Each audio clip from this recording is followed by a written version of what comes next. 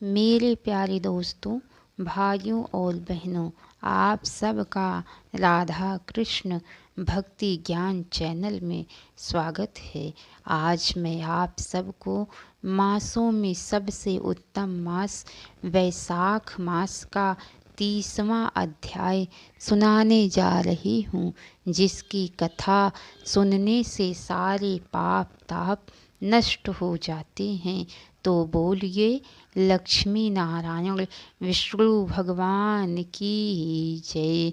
चलिए दोस्तों, आप सबको वैशाख मास की कथा सुनाती हूँ। नारद जी कहने लगे कि हे राजन, श्रुति देव कहते हैं कि हे राजा, वैशाख शुक्ला की अंतिम दिन तिथियों त्रयोदशी, चतुर्दशी और पूर्णमासी बहुत ही शुभ फल देने वाली है। 3 तिथियां पुष्करणी कहलाती हैं, जो यदि वैशाख के महीने भर तक स्नान ना कर सके तो इन 3 तिथियों में स्नान करने से पूर्ण फल मिलता है। त्रयोदशी को संपूर्ण देवता इकट्ठे होकर जीवों को पवित्र करते हैं। पूर्णमासी के दिन संपूर्ण तीर्थ विष्णु भगवान के संग इकट्ठे होते हैं। चतुर्दशी के दिन यज्ञ सहित सब देवता उन्हें पवित्र करते हैं। वैशाख मास की यह तीनों तिथियां अति शुभ, पुत्र पौत्रादि देने वाली तथा पाप नाश करने वाली है। जो सारे वैशाख मास में स्नान नहीं कर सका, वह इन 3 तिथियों में स्नान करके पूर्ण फल प्राप्त कर सकता है। इस प्रकार यह संपूर्ण वैशाख का महात्म्य बुद्धिमान श्रुति कीर्ति के आगे कहा गया हुआ है।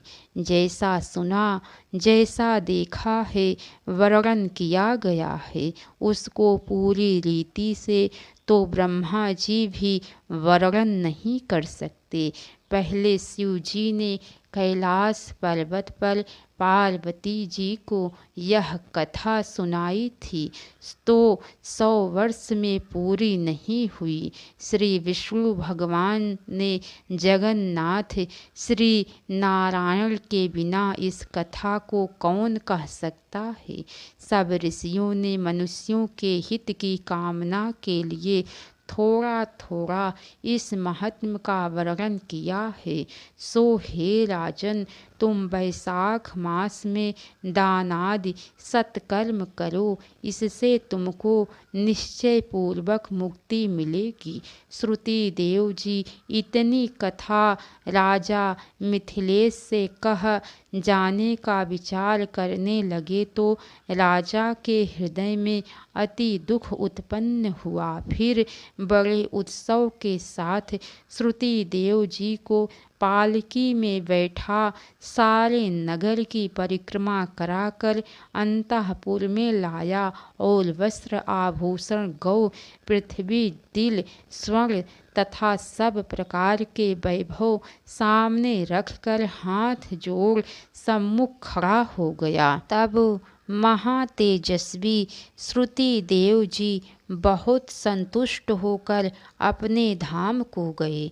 नारद जी कहने लगे कि हे राजन, यह परम अद्भुत कथा मैंने तुमको सुनाई, जिसके सुनने मात्र से सब पाप नष्ट हो जाते हैं। इससे धर्म अर्थ काम और मोक्ष चारों पदार्थ मिलते हैं। तब नारद जी के ऐसे वचन सुनकर महायशस्वी अम्बरीश ने अत्यंत प्रसन्न हो नारद जी को प्रणाम कर विधिवत उनका पूजन किया।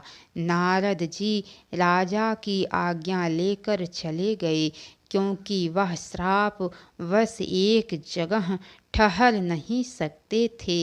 इस कथा को जो पढ़ता या सुनता है वह परम गति को प्राप्त होता है। तो बोलिए दोस्तों, लक्ष्मी नारायण विष्णु भगवान की जय। दोस्तों, आज कथा का आनंद हुआ, क्योंकि कथा को पूरी नहीं कहनी चाहिए, इसीलिए आज कथा का आनंद हो गया। तो बोलिए दोस्तों, लक्ष्मी नारायण विष्णु भगवान की जय।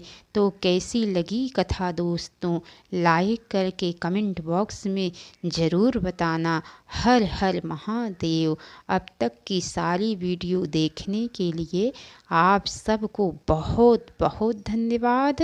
राधे राधे दोस्तों।